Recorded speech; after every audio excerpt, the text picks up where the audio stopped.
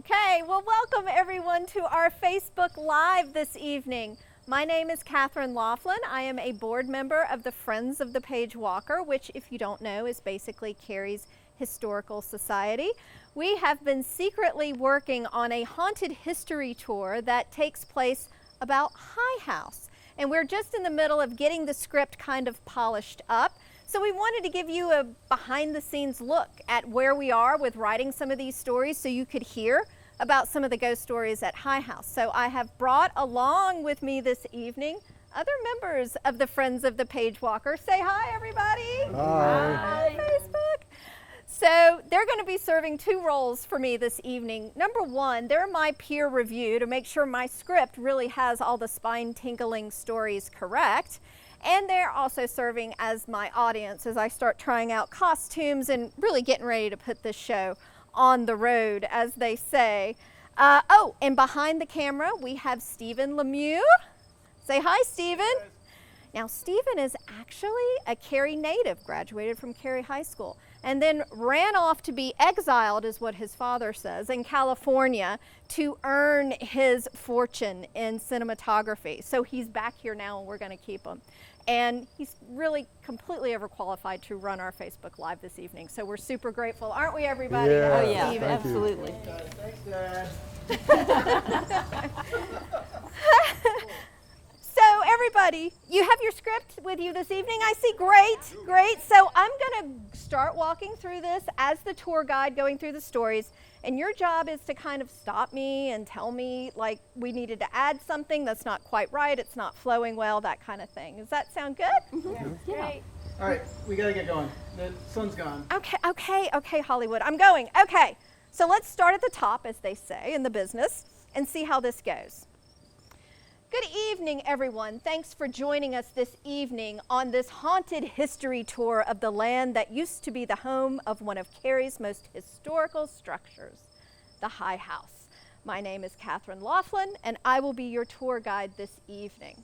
Now, the actual High House, which was located at the corner of today's High House Road and Maynard Road, was believed to be built before the Revolutionary War, and it served as a gathering spot for fast horses, fast whiskey, and fast women.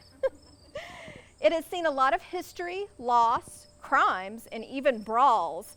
And all of those experiences, as we know, leave a signature on the land, which is possibly why the site is the home of so many ghost stories about Cary. Katherine, sorry to That's okay. interrupt here, but you might want to say something here about Fanning Jones. He was the original owner of the house, and he was really despised in these parts because he was a Revolutionary War turncoat. Oh. And and being a turncoat for the British really left a mark on the land, especially because he was driven out of the area and his family disowned him. Oh. Yeah, so I would say that served the old Tory right, wouldn't you say? Yeah, pretty good. Okay. I'm going to have to say something about that, Carla. It will help me sort of build the angle that even the house was born in treachery or something like that. Okay.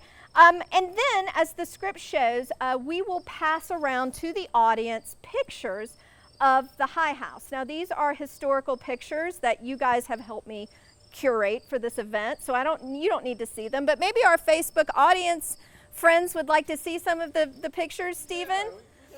So there's some historical pictures there of the High House, and you might also see a picture there. How's it looking there of the cemetery? It's Facebook Live. We don't know.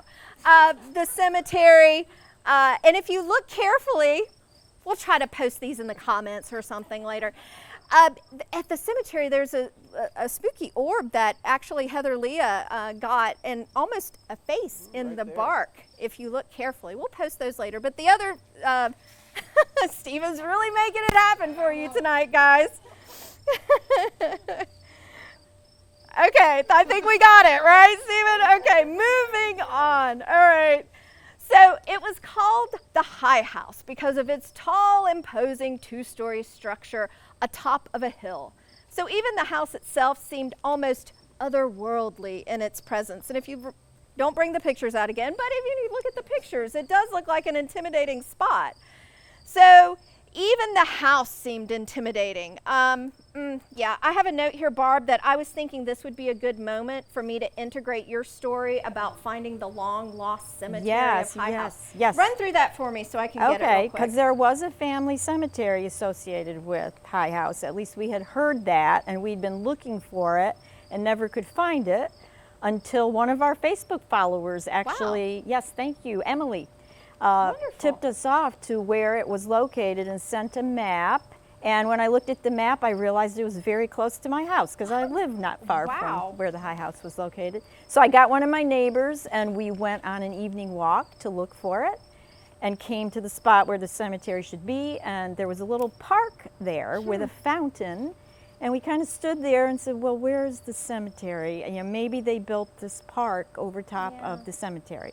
But there were some hedges in the back along the fence, and I decided, well, let me get down on my hands and knees and just peer under there. Of course you did. Which I did, and sure enough, there was what looked like a gravestone under there. So we got very excited and found our way around to the entrance and did discover 3 graves in there that bore the name of some of the descendants of the Alford family that went on to own the High House after the old Tory, Fanning Jones.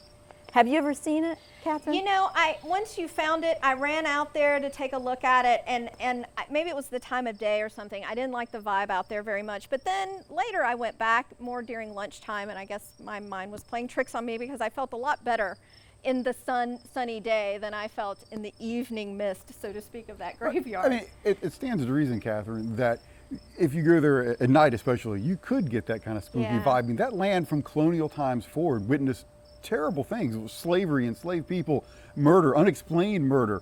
Life in the 18th century was hard. It was very hard. And there are still unexplained things in that area, so you could easily get a kind of spooky vibe. Yeah. Stephen, is there something wrong with the Facebook Live? I just thought I heard my name in the earpiece. Are we okay? Are we still going? Yeah, we're fine. Peter, did you say anything? No? Yeah, no, we're good. Okay, well, I could have sworn I heard my name and I thought it was the earpiece. Sorry, weird. everybody. Okay, well then let's just get back to the script and start with the first ghost story. So there are many sightings throughout the decades and by different generations living at High House of a woman. Even after the house was no longer, she can still be seen on the grounds to this day, usually in white, sometimes with a scarf on her head, sometimes just moving freely about the space. She's been given the name Sally and is believed to be the ghost coming from a legend about 2 men in love with the same woman. They were all attending a horse race together at High House. The 2 men started fighting over the girl, and the girl attempted to break up their quarrel when one man turns on the woman that has been the source of his torment, this young lady, and strangles her before he could be stopped. Oh my goodness. What was that? Yeah. Did you hear something? Did you hear I something? did. It sounded like the faint cry of a woman. Or just the Page Walker door opening. It squeaks, you know. But the door, I fixed that squeak. The door did not squeak. Apparently not. Well, once again, everybody, welcome to Facebook Live. These things happen. We don't know what they are, just probably some kids or something. Anyway, let's get back to the script. Every generation of the Alfred Williams families have claimed to have seen her.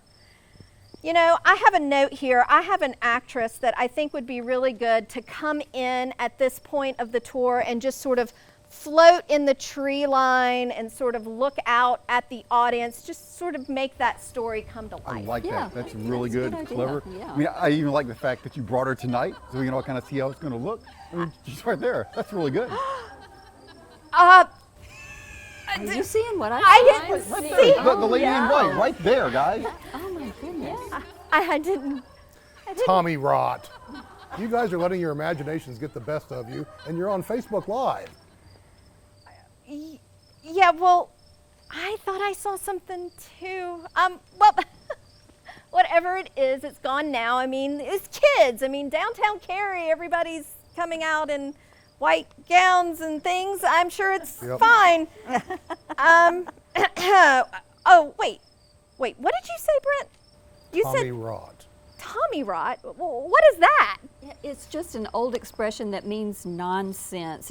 It was really a phrase that was used a lot by the members of the High House family, so they didn't believe in the haunted stories. So. Yeah, like Robert Williams.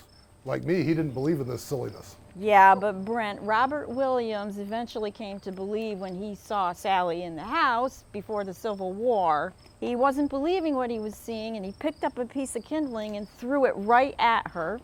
And it went right through her because she was a spirit. Yeah. Tommy rot. No, ghost. Well, whatever it is, this is great stuff. I need to make a couple of notes here.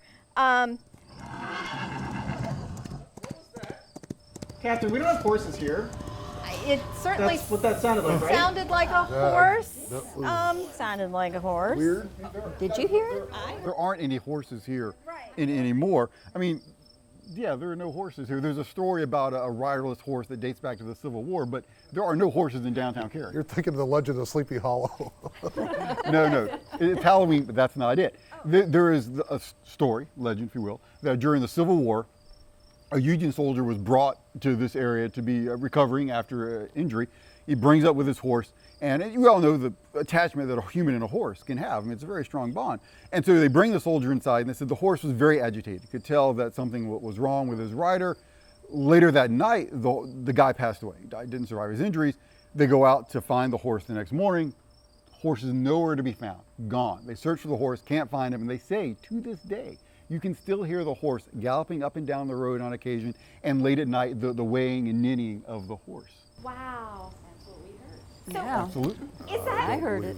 I guess, is that why we have a horse statue back there? That's right, exactly. There is, the Dapple the horse has a statue in his honor up in the Village Green part of Cary. We love Dapple. Right in downtown. That's amazing.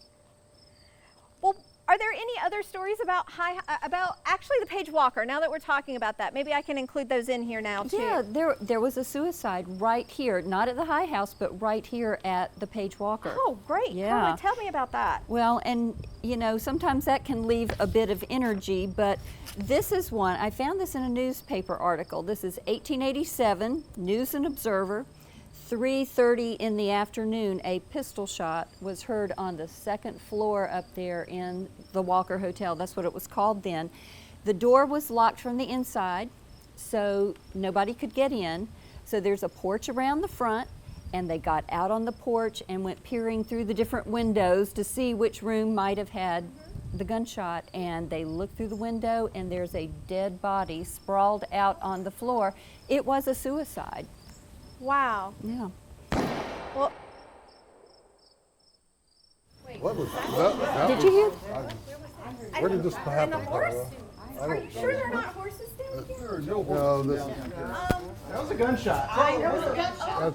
people think that's what it was, a car backfiring. This is, Hey, Stephen, I don't know what's going on here, but all this stuff is not part of the show. I mean, I definitely heard my name in my ear.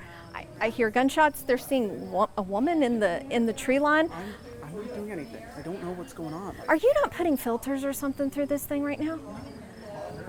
Okay, I don't know what's going on. Can you try to capture as much of this stuff as you can so we can try to capture some of this paranormal stuff on camera? I'm trying, but like I swing around and it's like really quick. Like I'm gonna do my best. I'm gonna do my best. Okay, I'm gonna try to get us through this we kind gotta of. get out of here. Okay, This is all right, gonna- okay. Okay, guys, let's try to sort of settle and try to wrap this up. Sounds good to me. All right, so let's see, where were we? Oh, okay.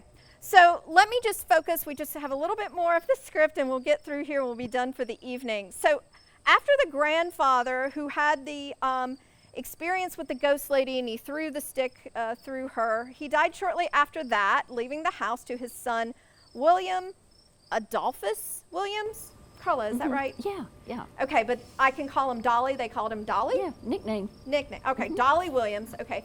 Dolly continued to see this lady, as did his children. In fact, one night while Dolly was up getting water for his daughter on the back porch, both of them saw this ghostly woman in white in the backyard. Of course, the child was screaming hysterically, and Dolly tried to convince the child that it was simply their shepherd dog. Sure. I mean, parents, we come up with some doozies, don't we? Mm-hmm. Still, he knew better. Dolly knew that that was not the shepherd dog. So he laid awake all night reliving all the times of his life that he has seen this lady.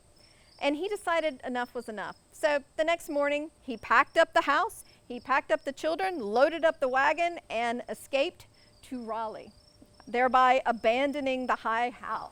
Catherine, can we wrap this up? Because it's starting to get dark, and I'm sorry, all those weird things that happen are just starting to freak me out. Let's All keep right. going. Yeah, we'll just keep moving it. Okay, All right, okay. but- All right, so let's But just... I'm not going to last long. Okay, we'll just skip to the last story, and this is probably the most notoriously spooky story of High House. We'll do this one, and we'll be done. So long after the family moved away, a Williams descendant had a dream about valuables being buried beneath the hearth at the High House. The next morning, he shared this dream with his mother, only to discover that she too had the exact same dream the night before. Carla, was that Leander? Leander and his mother? Leander Williams and his mother? Yeah, it was. It was Leander Williams. And this story, whenever it was repeated, would take people out to look for the treasure. They would try to find the house, which was destroyed by that time. And then they would try to find the fireplace, because if they found the fireplace, they might find the buried treasure. Yes. Okay, so, all right, Leander. I didn't have that. Okay, so both Leander and his mother rush out to the remains of High House to discover someone had already been there. The night before, perhaps, meticulously tearing apart the hearth brick by brick. Was Leander and his mom one dream too late from finding the treasure themselves? Or is it just the spirits of the land playing tricks on us all in the mortal world? Oh my. God, I what am was doing that? You something all else. heard that right. Yeah. I'm done. I'm done. I'm out of Oh! here. Catherine, get the visitors to sign waiver forms before they go on this tour, because this is stirring up the spirits. I really believe that. And I'm gone. I'm out of here. You're Bye. leaving? Yeah, I'm leaving. Barb, Bye. wait, before we go, guys, maybe we really should rethink this. And I've read many places where if you poke and stir the spirits, oftentimes when they manifest, they will attach themselves to you. Yeah. I'm sorry, that's my Just saying. cue. I am out of here. I'm a researcher, not a Ghostbuster. Guys, she's there again in the tree. I'm out of here. But guys, Okay, that's enough for me too.